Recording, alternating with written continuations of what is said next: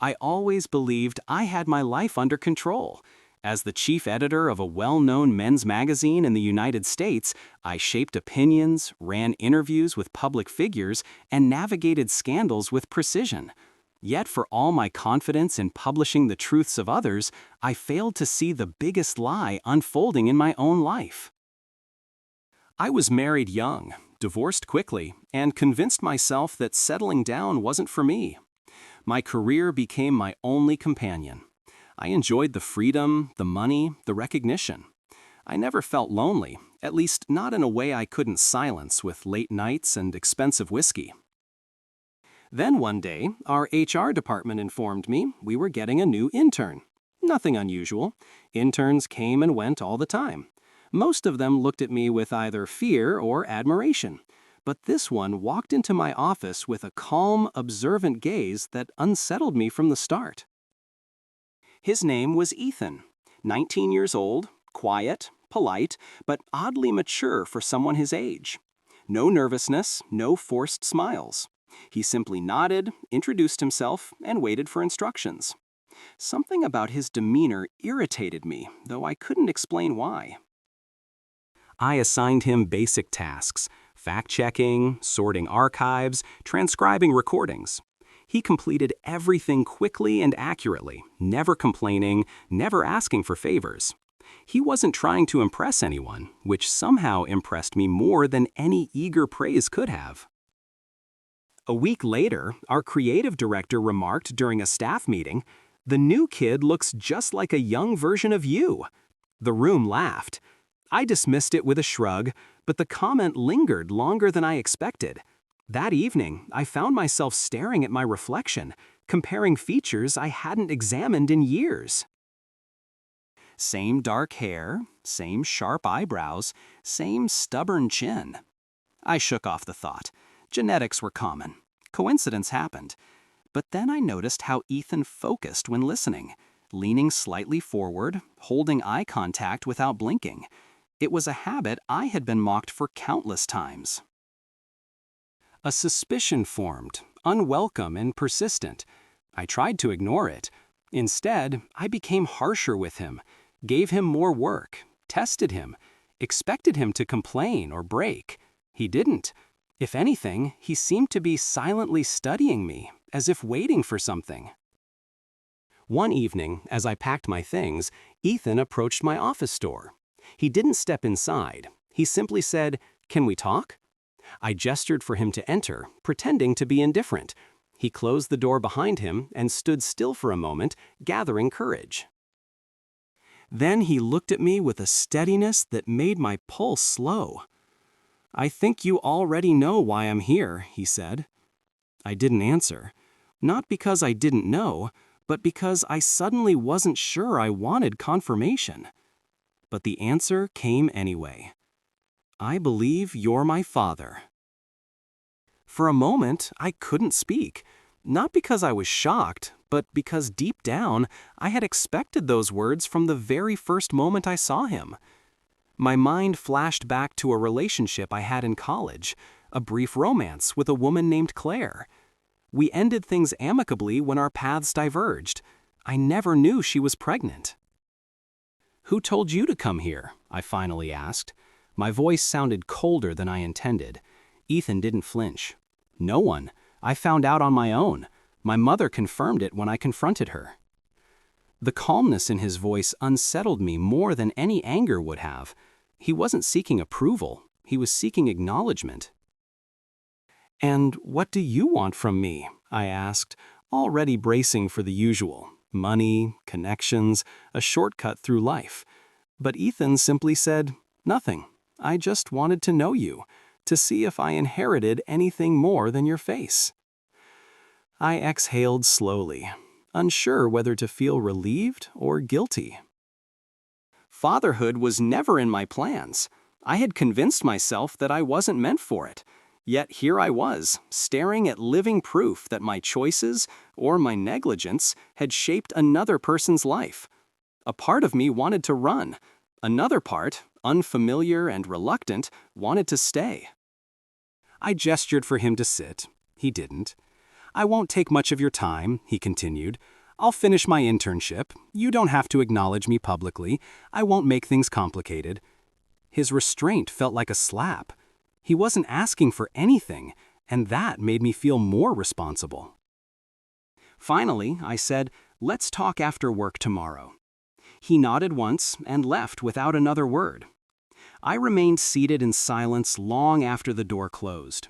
For the first time in years, I didn't feel like a man in control. I felt like an imposter sitting behind someone else's desk. That night, I couldn't sleep.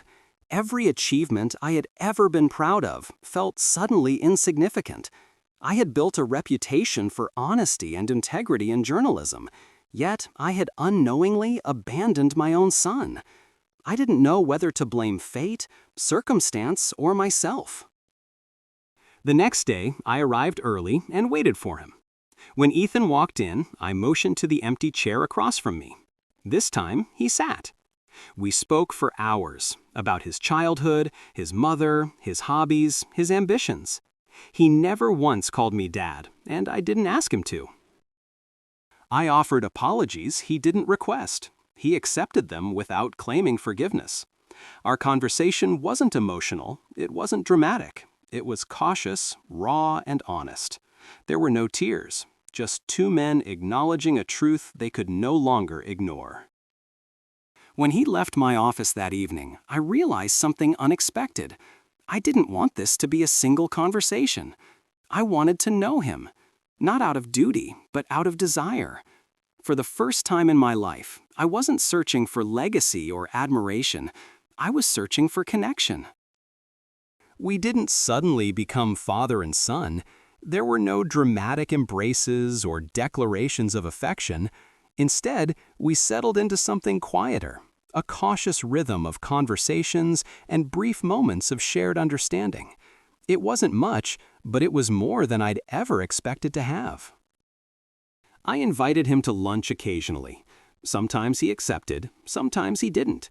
I tried not to take it personally. He had spent 19 years without me. I had to earn the right to be part of his life, not assume it. At work, I treated him like any other intern. Outside of it, I watched him carefully, observing traits that mirrored mine in subtle ways. He analyzed situations before reacting. He chose words sparingly. He carried himself with quiet confidence, even when unsure. One afternoon, while reviewing article drafts together, he asked, "Do you ever regret choosing your career over having a family?" The question was straightforward, without accusation. Still, it landed like a stone. "Every choice has its cost," I replied. "I just didn't realize how high mine was." He nodded, but didn't comment further. He wasn't trying to guilt me. He was trying to understand me. It was humbling to be seen so clearly by someone I had never allowed close. Weeks passed. Our conversations grew easier. He started sharing frustrations about college, ambitions, doubts. I found myself giving advice without sounding like a lecturer. He listened without defensiveness. It was natural, unforced. Then, one evening, he said, "I'm not sure what I'm supposed to call you." I froze. He quickly added, "I'm not asking to change anything. I just don't know what feels right."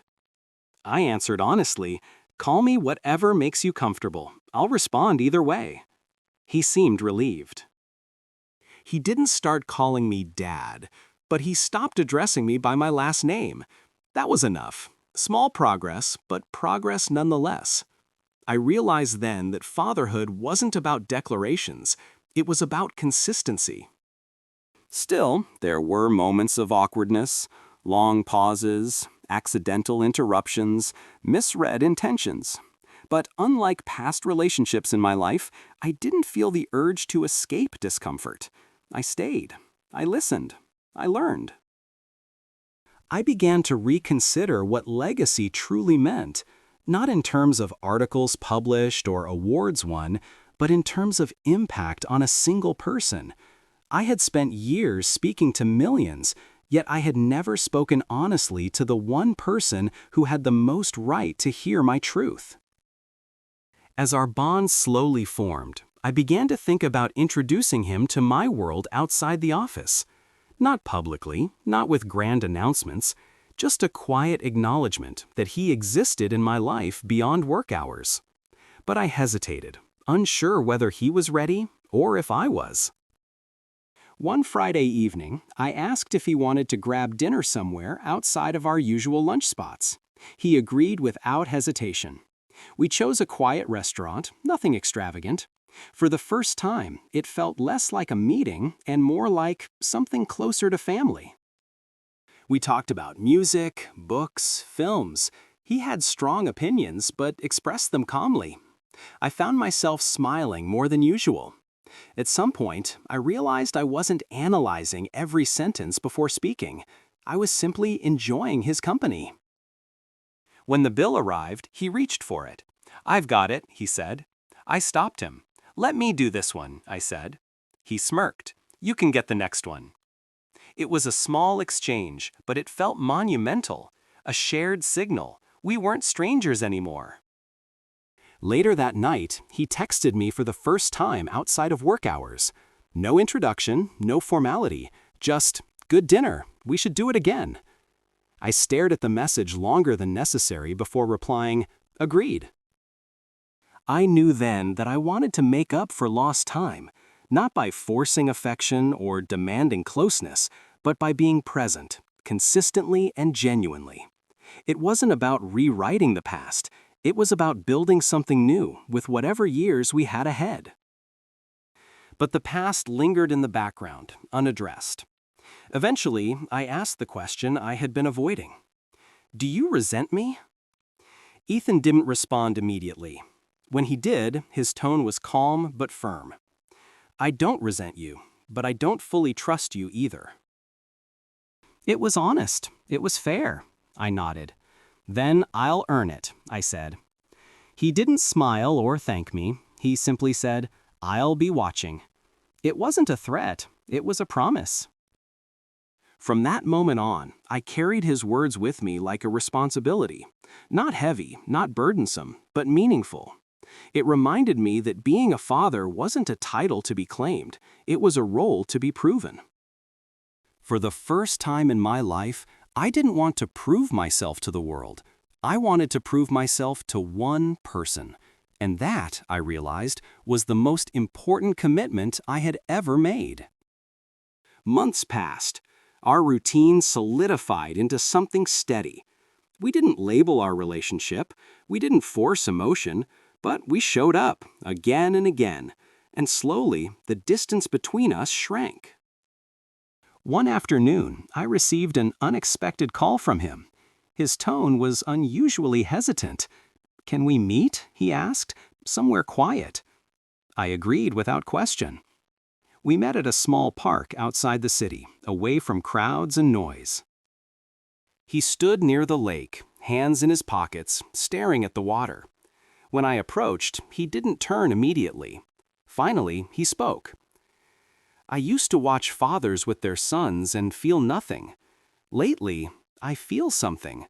I don't know what to do with it."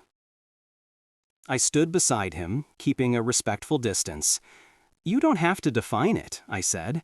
"You don't owe me anything. But I'm here, for as long as you want me to be." He nodded slowly, eyes still fixed on the lake. After a long silence, he said, "I don't know if I can call you Dad yet."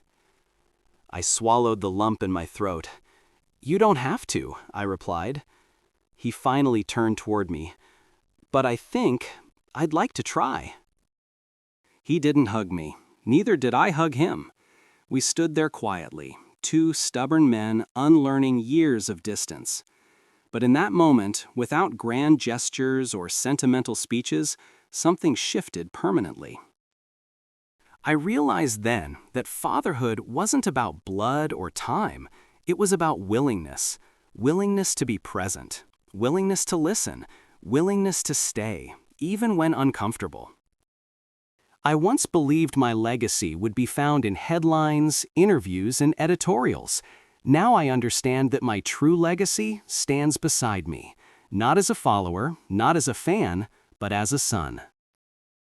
I won't pretend I deserve forgiveness. I won't rewrite history and paint myself as a victim of circumstance. I made choices. Some were selfish, some were blind. But now, I choose differently. I may not be the father he needed growing up, but I will be the father he can rely on now. And for the first time in my life, that is enough. If my story meant something to you, if it reminded you of your own family, of a bond you wish you still had or hope to rebuild, don't just scroll away.